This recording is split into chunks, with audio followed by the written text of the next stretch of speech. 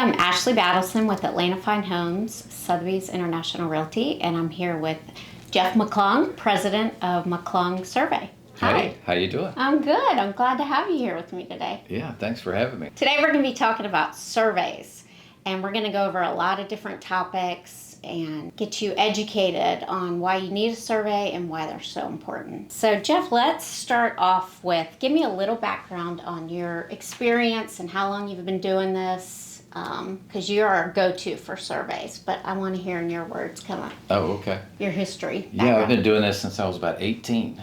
Wow. We started in 1976. My father actually started the company. He retired in 2001, and then my new business partner, Mike Knowles. Most people don't know him, but he's a great guy, awesome. And he's our quality control guy. Okay. He's the guy that gets all these surveys so perfect and makes them look so pretty. And you've been doing this a very long time, so I'm sure you've seen a lot of different scenarios, a lot of good and bad and some impossible ones, I'm sure, over the years. Well, in Georgia is a buyer beware state. And so these surveys are optional. And that's the problem, is that a lot of people just don't take the time. Agents like you that do take the time to make sure their I wish they weren't clients, optional. I wish we had to get one. Yeah, well, I mean, it's just important. In other states, they are required, Yeah. such as Florida. It's required to have a survey. Oh, And, that's interesting. A lot of people just don't realize that. But Yeah. so that's one of the things that, once you have a survey, you really understand at a different level what you just bought. And otherwise, what everybody does in Georgia is they assume everything's okay with a property. Well, it's just not, but there's so many crazy things that we see. Yeah, especially if a home's already built, I would think, it's what could existing go wrong? or brand new. A lot of people assume also at the same time that the property has been inspected by the city or the county that it's in before it got the CO. So it could have a problem that's brand new, or it could be a problem that was 30 or 40, 50 years ago that we can find out by doing these surveys. So that's why they're so important. I think just a lot of people have been out there buying and selling real estate in Georgia because it wasn't required, and a lot of agents cut corners. Well, you don't. And I don't. have to hand it to you for going to the next level and making sure when you find a buyer a home that's a home that they can sell at some point. Yeah, I never want buyers to come back to me and say, why didn't you tell me to get a survey? Always get a survey. So this is like the lot lines Yeah, here. the dark heavy lines are the property lines. And guess what the problem is right here? His entire driveway, and actually a good portion of his house, 6.8 feet of his house is over the property line. So Whoa. that's crazy, isn't it? That is but crazy. He never knew it, because the lines of possession is what people assume is going to be the real property line, and it's just not in Georgia. It's just somehow something went wrong somewhere. It just didn't get uncovered because so many people buy and sell, and never get a survey. Yeah. So many times people come in and they say, oh, after we close, we're going to put in a new driveway. It's going to be a circular driveway, so you can park on both sides and a parking pad. And we're also going to do a sports court in the back, and we're going to add a pool on a very small lot.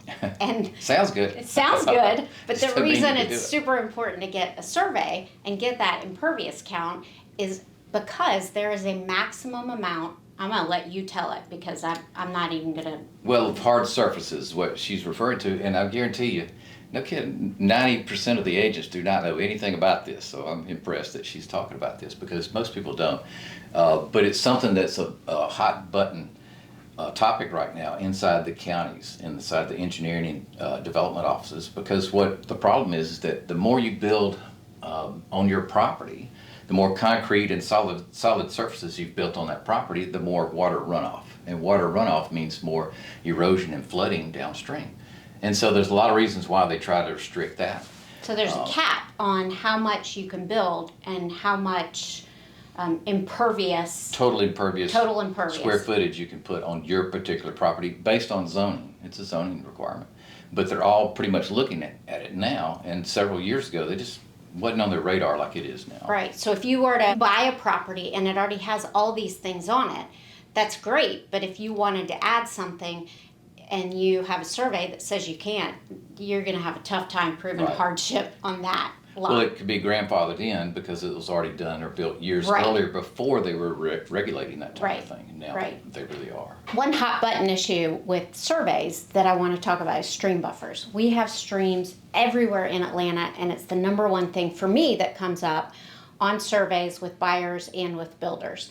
And talking to Jeff today, it's not just, he's going to tell us, it's not just stream buffers. It's also ditches that don't have Just any a drainage water. ditch. Yeah, Yeah. don't have any water running through it when you So go it out looks and look pretty at innocent. the property. Yeah. Yeah, and it turns out to be on a survey, a stream buffer or a ditch that is considered non-buildable area. Right, Did I it's get a that right? restricted area, that's right. Okay. And it covers basically from side to side on each side of that ditch. It could be up to 150 feet, 150 foot wide, and that's huge. It covers such a wide area. That is huge. It's surprising to a lot of people that, you know, how many lots and properties are encumbered by these stream buffers. They don't have any clue that that's a big problem for them. And it's not a problem if it's existing built properties or improvements onto the home, but the minute you go in to get a building Like permit, expand the footprint or expand the footprint, add a pool, for example, Okay. or add an addition onto the house, or, you know, add another driveway or a parking pad on the driveway. If it's in that 75-foot buffer area, they're going to deny that. You have to apply for a variance, but you have to have a really good hardship.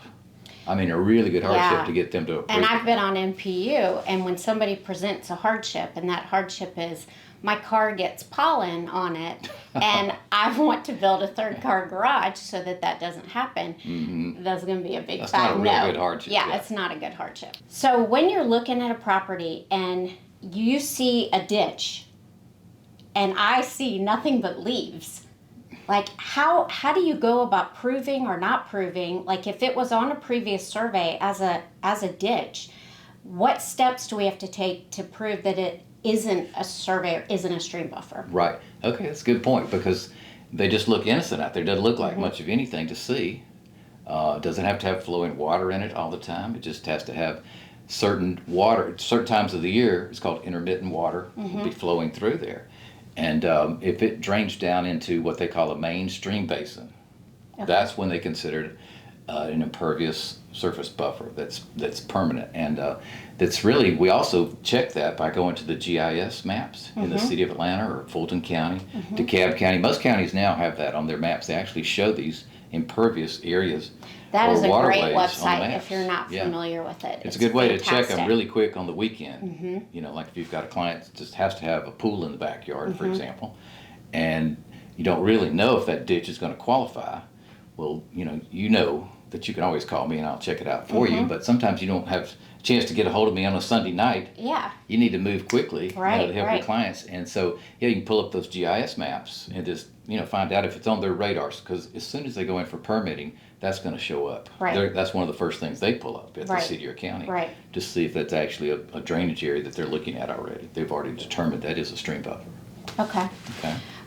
Now I hear builders talk about soil tests. Tell me, what is that? Do you know? Well, that's if they're on a septic tank. Okay. Or if it's got some kind of soil problems. Okay. Yeah, they'll go do some core testing. A soil scientist typically does that. Okay. But yeah, and especially up in Is the that northern improving areas. something is a stream buffer or not, or a ditch or not? When you're talking about, Yes. okay. Yeah, they can go out there and, core down and Mm-hmm. see if that's actually in an area that might have some kind of soils that are typical to see if it's in Okay. a damp area or wet most of the Okay. time. But I've seen several examples where they've had a soil scientist come in and check them. What the city of Atlanta's done, they look at it, they review it, and sometimes they just choose to throw that information in the trash. They don't have to recognize that, so they're not bound by that. Right. But yeah, you can bring in a third party sometimes to review it and check it, Okay. and it's hit or miss whether they're going to use that or not. When you get a survey, even if somebody already has a survey, but it's from a couple years ago, a lot of times buyers will say, I'm just going to use that survey. Right, but it's not certified to the person that's purchasing the property now. So, Right. And they say, but I don't want to spend all the money to get a survey because this one was just from 2 years ago. All right, good point. Okay, yeah, that's a great question, because what you would want to do is call that survey company that did it, whoever it was, just call them and see what they would charge to update that survey and put your Which is client's what name I on just it. did. Is it? Yeah, on I called Who you. did the survey? You. Oh, You it did. wasn't. So, Well, that's yeah, good. and now you're updating it. But Yeah, you're actually okay. updating it to do like an add-on or a build. So it has to be a not just a boundary survey. Did they get a discount? They should have gotten a better They- deal. We usually they- do. We give a they discount. may If, have. if I we'd don't previously done it, no kidding. Yeah. It's better to call No. that other survey company, whoever had done it. Absolutely. Especially if it's us. No, You know, that's you can something always that, call. that I always tell my clients is let's call the company that did it first because See how they respond. see how they're trying to see what it is. And you might want to send it to me and let me look at it and make You've sure it done looks that like a for good me survey. before, too. Yeah, Yeah. I enjoy looking at surveys Yeah. with folks. Yeah. And we'll check those stream buffers out for you to make sure there's nothing near it. Because That's see, on the right. old surveys, you got to remember these old surveys are not going to have these new requirements, not the new stream buffer requirements. That is a new law, started in 2005.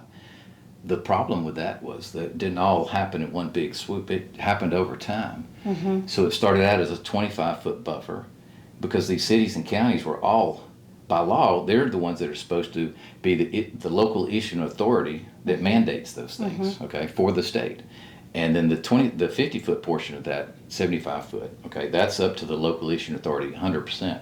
And they actually can, kind of look the other way if they want to or work with you.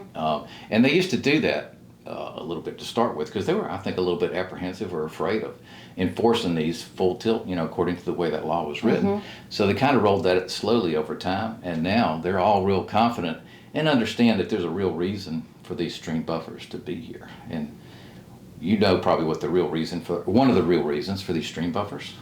It's wildlife, Bambi, those chipmunks and squirrels, you name an animal, a rabbit, even a snake, it doesn't matter, they depend on these stream buffer areas, and those little ditches that may just look like a ditch or a creek to everybody else is really a pathway for them to travel. It's We so travel on true. roads and Yeah. highways. Well, they travel up and down these ditches or creeks all over Georgia, Yeah, if and that's you're- what they use for food and Yep. vegetation If and you've shelter. ever driven through an area where the house has just been torn down or like a new subdivision's coming in, all the wildlife is kind of thrown out of there, and there's like deer, They gotta have a place to trotting live. down Powers Ferry, and it's crazy. It's also kind of sad too. Yeah, it is.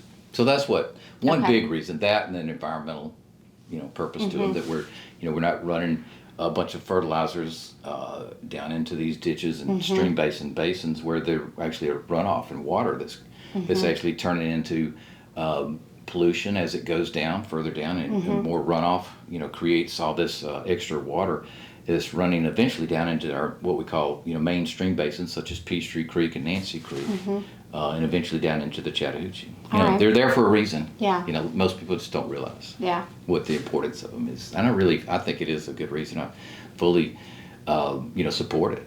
I Yeah. wasn't so sure to begin with, Yeah. but now I realize, this is a really important thing. We got to coexist with Gotta wildlife. coexist, that's sure. right. We're going to talk about all the different types of surveys. I think most people just know about like a boundary survey, but we're going to talk about all the different types of surveys and why you would need each. Yeah, there's 7 different Okay. types of surveys. There's a boundary survey or a vacant lot survey, which, seasoned veteran like you, an agent that's been around a long time, knows what those look like because you're not going to see a house on it or any improvements, So that's Right. just your, start with when you first purchased a piece of property and it's vacant. And that's before just a house telling is you the built on it. lines of the property. That's it, yes, and easements that would be on it, okay? Okay. What easements might encumber that lot, Okay. okay? Then there's a topographical survey, you would have to get that next. Most every city and county now requires these topography surveys, same thing. And the trees to be shown on that survey before they'll allow you to do what they call land disturbance, to build on it. So build a any house. renovation. Yeah, any renovation. Okay. Or anything. They're pretty much all requiring a topographical survey nowadays. Okay, and that shows the elevation lines and all the trees. Right. Okay. Right. Let's see, next would be a proposed site plan. That's a type of survey that actually just shows what existing is on that property and then what's proposed on the property in the future. What trees are going to be affected on it, where the silt fences are going to go, where that stream buffer is we just got through talking about. You got to make sure you're out of that. Yep. They won't even let you grade in that area. That's the thing. You can't do any kind of land Can't disturbance. have any equipment sitting Right, on there or right. nothing. Okay. Yeah, because once you disturb that vegetation, that's where the problem starts right Right. there, And so the next type is let's see, it'll be a final survey. That's what you need for closing. And then there's also the flood Like an elevation as-built- certificate. as-built As-built survey? survey, Okay. right. That's something that the counties and cities don't require. A lot of people assume that, to get a CO for a new build, that you have to have a final survey or that the city or county's gonna come in and survey it for you. That's not true. They don't do Yeah, that. the city of Atlanta doesn't do that, but Sandy No. Springs is doing that now. Well, they require the required. builder to do it, yeah. Right, They don't before do you it. get the CF. Right. Right? Right, Okay. yeah. Yeah, that's kind of rare though. Most of them aren't doing that. Yeah, you know. yeah. So, but anyway, but yeah, that's something that a lot of people don't realize. There's different types of surveys. So when you pull an old survey, you just need to look at it and see, what What exactly type it it is. is. Right, Okay. right. Let's talk about easements real quick. Okay. Because they're important, and Mm-hmm. and a lot of times when you see an encroachment or an easement on a survey, people immediately think, what are we going to do? It's not. Sometimes it's not good, but sometimes it's just something that two people need to work through. Like, Yeah. I'm not sure how you dealt with this one.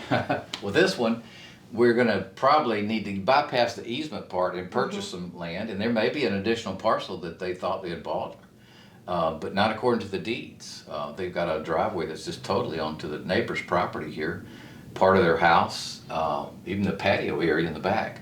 But you could can potentially see the get an property easement. line right here, and the house is over it, and the driveway is totally over Right. it. Now, sometimes if it's a small encroachment, you can get an easement to clean that up and to support, that staying without cutting it off, And with an easement, you'd have two parties that agree to that easement and agree that that one person can use the amount on their land. Right, right. And then it gets recorded in the deed books. Right, and you want that easement in perpetuity is what they call it, where it lasts through multiple property owners. Whoever buys and sells the property, that easement will stay with that property forever. And then a lot of times what we see, this one doesn't have that particular problem. It's got a sewer line out in the street, but we've seen a lot of them. I can't tell you how many. I bet it's hard to count. 200 or more, probably every year we'll see where there's an easement going through a house. And it's surprising Or a that nobody sewer? knows about it. Yeah, sewer or drainage, or it could be, another type of easement. There's gas line easements, there's water easements. But those just, nobody's aware of them because they're underground and people just can't see them. And, you don't think So that if a something you can't sewer- see can hurt you, but it can. Yeah, if there's Yeah. a big line going under your house, what does that mean? Well, it just means that gives the city or county the right to maintain that and to make sure it's fully functional to support the clients. We talked earlier about that sewer line that was going under the corner of that garage on that one house. It was a $1.4 million house.